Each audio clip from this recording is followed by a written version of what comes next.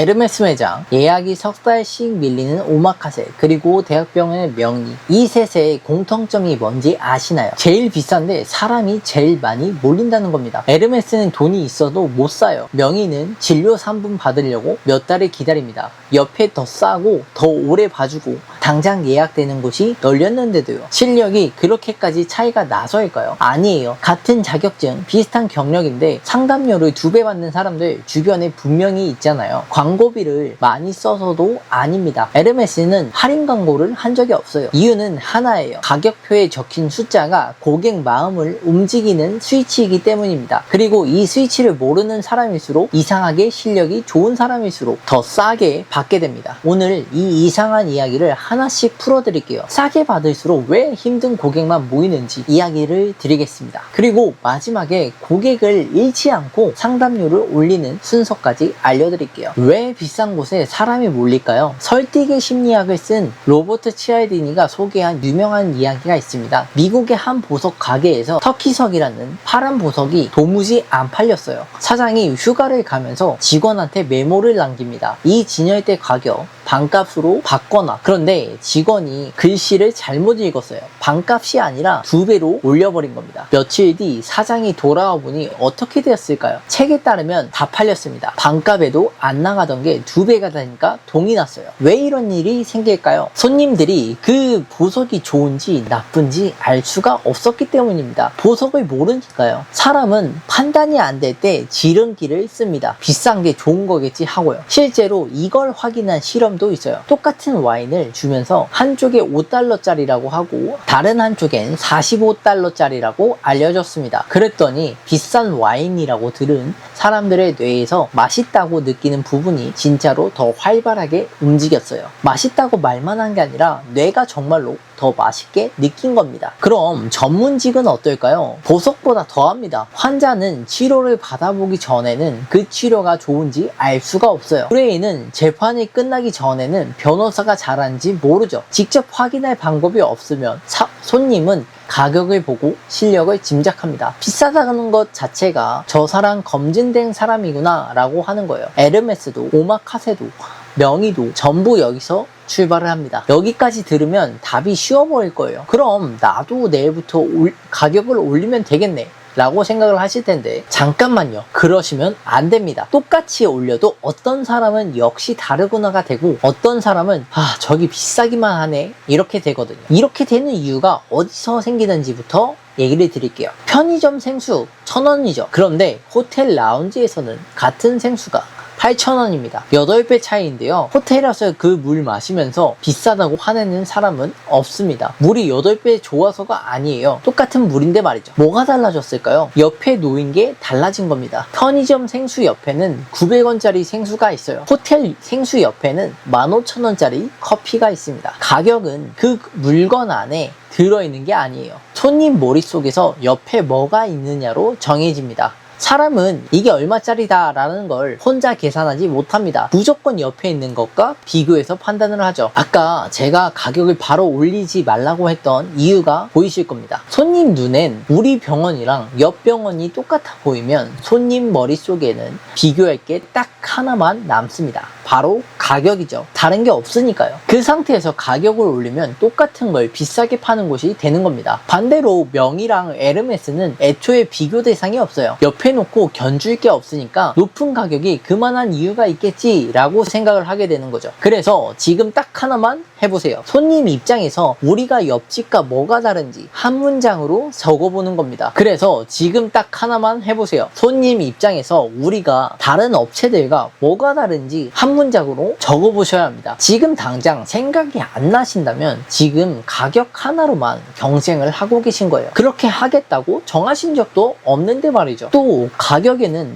하나의 다른 역할이 있어요. 가격은 어떤 손님이 올지를 결정하는 필터 역할을 합니다. 그럼 싼 가격은 어떤 손님을 데려올까요? 가격 때문에 온 손님들이에요. 무슨 말이냐면 이런 분들은 세 가지 행동을 합니다. 첫째, 더 싼 곳이 생기면 그 업체로 갑니다. 당연하죠. 가격 때문에 왔다 가격 때문에 떠납니다. 둘째, 깎아달라고 해요. 이분들한테 우리 서비스는 흥정할 수 있는 물건이거든요. 셋째, 요구는 제일 많은데 만족은 제일 안 합니다. 이상하게 들리시겠지만 현장에 계신 분들은 다 아실 거예요. 제가 다 낸 손님보다 깎고 들어온 손님이 불만을 더 많이 말합니다. 그럼 이렇게 계속 흘러간다면 어떻게 될까요? 만약에 싸게 한 손님을 받습니다. 가격 때문에 온 손님들이 계속 모이죠. 그리고 그 고객들은 요구가 많아집니다. 그러다 보니 대표님이 진이 빠져요. 지치니까 서비스가 예전같이 못합니다. 만족 못한 손님들이 후기를 남기고 평판이 흔들리니까 가격을 못 올리죠. 그래서 더 싸게 받아요. 이런 사이클이 계속 돌아갈수록 열심히 할수록 더 힘들어지는 상태가 되는 거죠. 실력 문제가 아니에요. 맨 처음 정한 가격 하나로 이런 결과가 생기는 겁니다. 이것도 확인하는 방법이 있어요. 최근 석 달 동안에 들어온 문의를 한번 살펴보세요. 첫 질문이 얼마예요? 였던 게 몇 개인지 절반이 넘으면 지금 가격이 잘못된 손님을 거르는 게 아니라 불러 모으고 있는 거죠. 원장님을 보고 오는 게 아니라 가격 때문에 손님들이 방문하는 겁니다. 그런데 왜 하필 실력 좋은 분들이 여기에 더 잘 빠질까요? 두 가지 때문인데요. 첫 번째는 내가 아는 게 다 쉬워 보여서예요. 한 분야를 10년 하면 내가 아는 게 전부 당연하게 느껴집니다. 이 정도는 다들 하는 거 아닌가? 그래서 자기 실력을 자기 가격에 못 얹어요. 둘째, 주변 눈치입니다. 동료들이 다 이 가격을 받는데 나만 올리면 뭐라고 할 것 같거든요. 그런데 생각해보세요. 동료들은 우리 손님이 아닙니다. 오늘 제일 중요한 한 문장은 이거예요. 가격은 실력이 정하는 게 아니라 만나기 전에 쌓인 믿음이 정하게 되는 거죠. 손님이 나를 만나기 전에 나에 대해 아는 만큼 딱 그만큼만 가격을 올릴 수 있어요. 명의는 만나기 전에 이미 명의라고 알려져 있죠. 에르메스는 매장에 들어가기 전부터 에르메스입니다. 믿음이 미리 깔려 있으니까요. 신뢰가 미리 깔려 있으니까요. 비싼 가격이 이유 있게 읽히고 비교 대상에서 빠져나가는 거예요. 신뢰가 없다면 똑같은 가격인데도 불구하고 그냥 비싸다고 느끼게 됩니다. 그래서 기준은 이렇게 정리가 되는데요. 미리 쌓인 신뢰가 없는데 가격만 올리면 손님이 떨어져 나간다는 걱정이 대표님 걱정이 맞습니다. 이때는 절대 가격을 올리시면 안 돼요. 반대로 신뢰가 쌓인 뒤에 가격을 올리면 손님이 떠나가는 게 아니라 걸러집니다. 가격 때문에 온 손님들은 빠지게 되고 원장님을 보고 온 손님만 남게 되는 거죠. 실력이 좋은데 싸게 받고 계시다면 실력이 부족한 게 아니라 실력이 안 보이는 겁니다. 보여준 적 없는 실력은 손님 입장에서는 없는 거나 마찬가지거든요. 손님을 잃지 않고 상담료를 올리려면 이 순서대로만 하세요. 이 세 단계가 정말 중요합니다. 1단계, 비교 대상에서 빠져나오세요. 다른 업체와 똑같아 보이면 가격으로 비교당합니다. 빠져나오는 방법은 타겟을 좁히는 거예요. 그냥 정형외과가 아니라 수술 전에 비수술로 끝까지 버텨보게 해주는 정형외과. 그냥 세무사가 아니라 폐업 정리만 하는 세무사. 좁히면 손님이 줄 것 같죠? 반대입니다. 비교할 곳이 없어지는 순간 우리 가격표는 다른 업체랑 나란히 놓이지 않게 돼요. 2단계, 만나기 전에 신뢰를 쌓으세요. 손님이 나를 만나기 전에 내가 뭘 중요하게 생각하는 사람인지 미리 볼 수 있게 만드는 겁니다. 상담실 문을 열기 전에 이 사람은 이렇게 생각하는구나를 알고 오게 하는 거예요.